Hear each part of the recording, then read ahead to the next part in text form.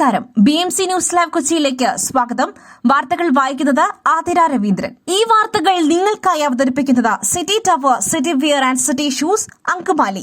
Powered by Leotech solar solutions, Mayil food stuffs, Mookkannoor and Cochin Kalabhavan Angamaly franchise. Thrissur അതിരപ്പള്ളിയിൽ കാട്ടാന ആക്രമണത്തിൽ 2 മരണം. വാഴച്ചാൽ ശാസ്താംപുരം ഉന്നതിയിലെ സതീഷ്, അംബിക എന്നിവരാണ് കൊല്ലപ്പെട്ടത്. ആദിവാസി വിഭാഗത്തിൽപ്പെട്ടവരാണ് മരിച്ച 2 പേരും. അതിരപ്പള്ളി വഞ്ചിക്കടവിൽ വനവിഭവങ്ങൾ ശേഖരിക്കുവാൻ കുടിൽ കെട്ടി പാർക്കുകയായിരുന്നു ഇവർ അടങ്ങുന്ന കുടുംബം. 3 കുടുംബങ്ങളാണ് ഇവിടെ ഉണ്ടായിരുന്നത്.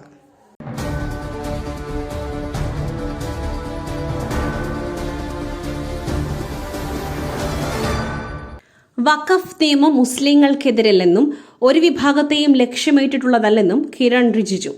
മുസ്ലിങ്ങൾക്കെതിരായ നീക്കമെന്ന് ചിലർ പ്രചരിപ്പിക്കുന്നുവെന്നും വർഷങ്ങളായുള്ള തെറ്റ് തിരുത്തുകയാണ് സർക്കാർ ചെയ്തതെന്നും അദ്ദേഹം പറഞ്ഞു.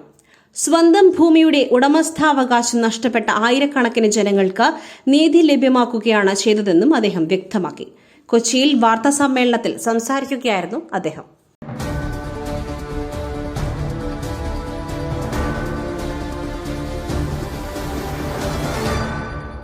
എറണാകുളം നേര്യമംഗലത്ത് KSRTC ബസ് താഴ്ചയിലേക്ക് മറിഞ്ഞ് 1 മരണം. കട്ടപ്പന കീരിത്തോട് സ്വദേശിനിയായ അനീറ്റ ബെന്നിയാണ് മരിച്ചത്. 9ാം ക്ലാസ് വിദ്യാർത്ഥിനിയാണ്. ഇന്ന് രാവിലെ 11 മണിയോടുകൂടിയായിരുന്നു നേര്യമംഗലം മണിയാമ്പാറയിൽ വെച്ച് അപകടമുണ്ടാകുന്നത്. കട്ടപ്പനയിൽ നിന്നും എറണാകുളത്തേക്ക് പോവുകയായിരുന്ന KSRTC ബസ്സാണ് അപകടത്തിൽപ്പെട്ടത്.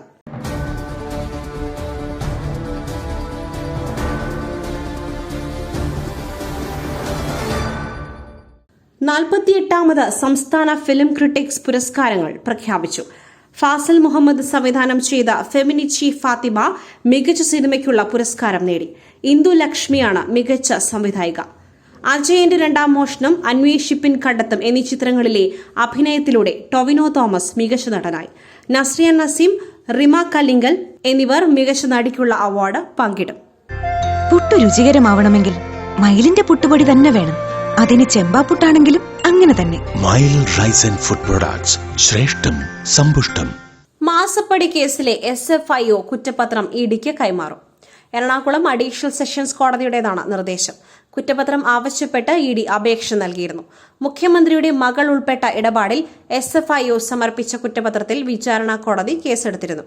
സൂക്ഷ്മ പരിശോധന പൂർത്തിയാക്കി കുറ്റപത്രം പ്രഥമ ദൃഷ്ട്യാ എറണാകുളം അഡീഷണൽ സെഷൻ 7ാം നമ്പർ കോടതിയാണ് സ്വീകരിച്ചത്. ഇനി ജില്ലാ കോടതിയിൽ നിന്നും ഈ കുറ്റപത്രത്തിന് നമ്പർ ലഭിക്കുന്നതോടെ വിചാരണയ്ക്ക് മുൻപായുള്ള പ്രാരംഭ നടപടികൾ കോടതി തുടങ്ങും.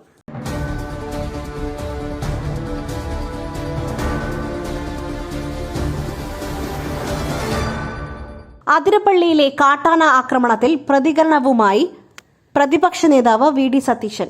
2 ദിവസത്തിനിടെ 3 ജീവൻ പൊലിഞ്ഞിട്ടും സർക്കാർ നോക്കി നിൽക്കുന്നുവെന്നും റിപ്പോർട്ട് തേടൽ മാത്രമല്ല വനം മന്ത്രിയുടെ ജോലിയെന്നും പ്രതിപക്ഷ നേതാവ് കുറ്റപ്പെടുത്തി.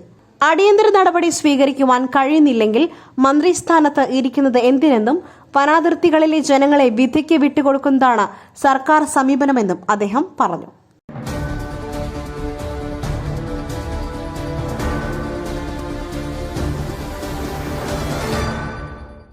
സംസ്ഥാനങ്ങളുടെ അവകാശം പഠിക്കുവാൻ സമിതിയെ നിയോഗിച്ച് തമിഴ്നാട് സർക്കാർ.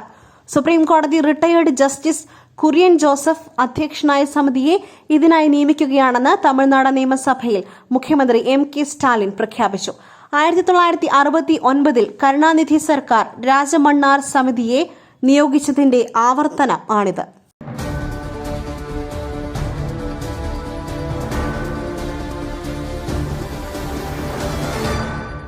മറ്റൊരു വാർത്തയുമായി കണ്ടുമുട്ടുന്നതുവരെ നന്ദി, നമസ്കാരം.